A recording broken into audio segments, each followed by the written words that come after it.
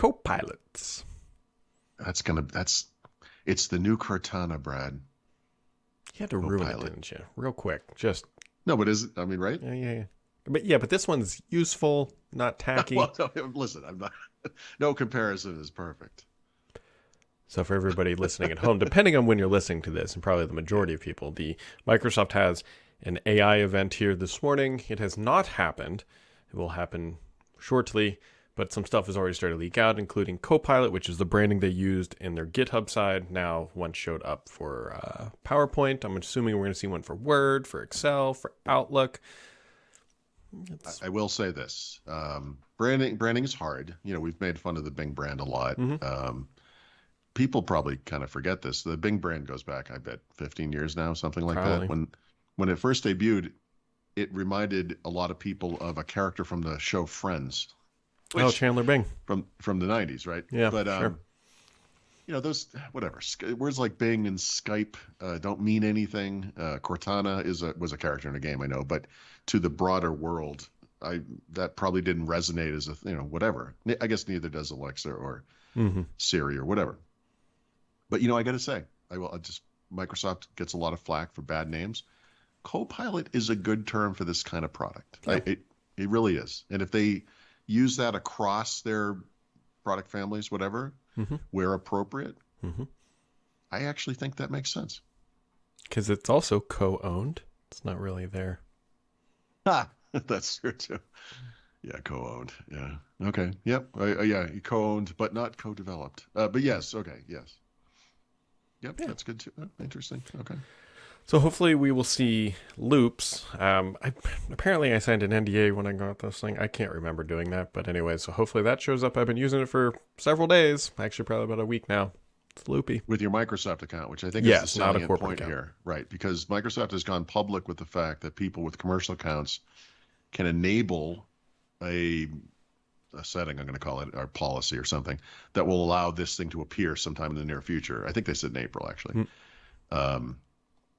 Those instructions are so complex. I just gave up. Look, I'm not saying I'm the smartest guy in the world, but I don't understand why this isn't super obvious and easy, flick of a switch kind of a deal. But it's not. It's actually very complicated, and the instructions refer to UI that I don't find in my own admin console on whatever. So, anywho, this stuff is coming. I can't wait. I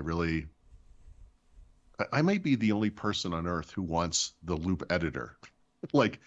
Most people seem to be looking forward to the thing you're talking about, which is the ability to embed these components in other products.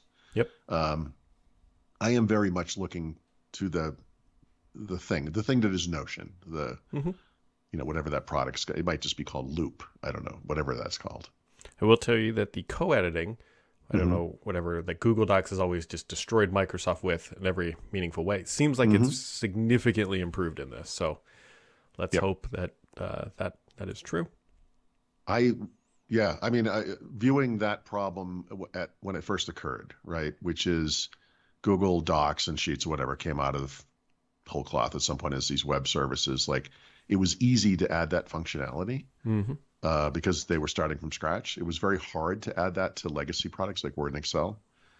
And OneNote especially was a freaking disaster. Loop is Microsoft's chance of starting over, right? So that might explain that. I don't know. But I'm not surprised, I guess. And the other thing I hope we will see is Teams 2.0, which... We have to, right? I hope. Have to. Now, the thing is, for most of us, the big deal here is going to be that it's more lightweight and takes up fewer system resources, et cetera. Microsoft is absolutely going to push the fact that it's all based on AI, regardless of that being the case. AI probably wrote it. Yes. AI said, hey, how do we make this smaller? And they're like, you're not really using Electron, are you? Maybe the smartest thing AI ever said. Yeah. There's updates to chatbots. There's ChatGPT 4. It's all AI, and probably everyone's walking out the door. I don't know. That's my poem in the morning, Paul. I've said this somewhere, but if everything is AI, is anything AI? Well, Samsung got in some weird, funky negative press about their photos of the moon, which kind of, and I can't remember who said it, But they said, okay, if you have issues with that, then you probably have issues with, I don't know, every single photograph that's ever taken now, because they're all updated and enhanced. Computational photography has been the norm for several years already. I mean, I'll just say this: when there's a beautiful full moon out, and sometimes, some nights it's the moon seems bigger for whatever reason. It's wherever it is on the horizon.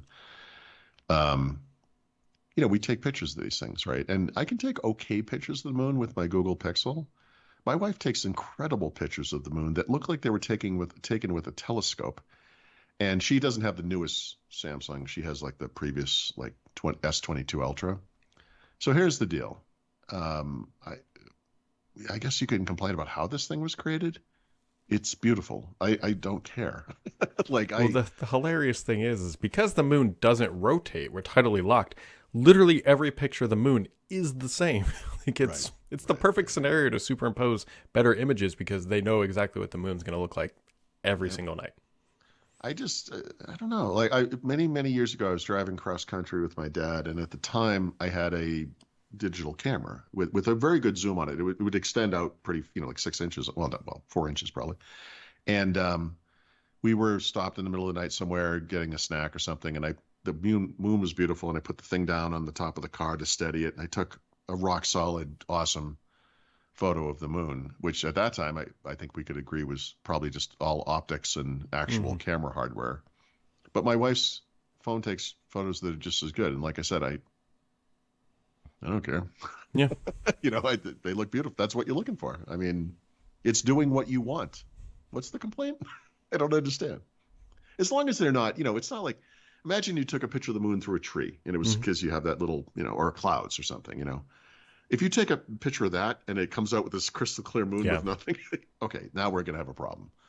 I don't believe it's doing that, right? So, yeah, whatever. Much AI about nothing? Anybody? That's no moon. Yep.